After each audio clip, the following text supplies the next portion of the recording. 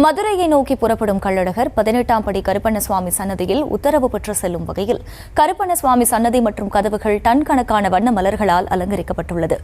கூடுதல் விவரங்களை செய்தியாளர் நவநீத கிருஷ்ணன் வழங்க கேட்கலாம். நவநீத கிருஷ்ணன், வணக்கம். கள தகவல்கள்.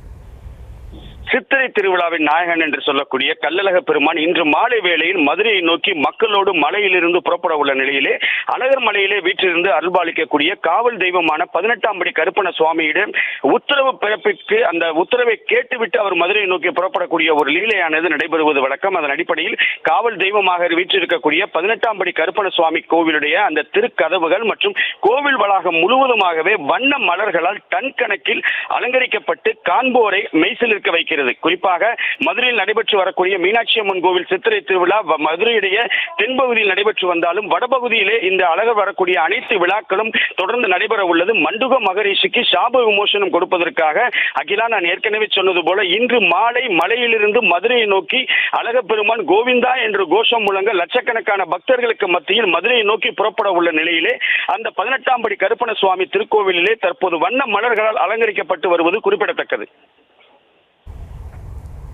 விவரங்களுக்கு நன்றி நவநீத கிருஷ்ணன்.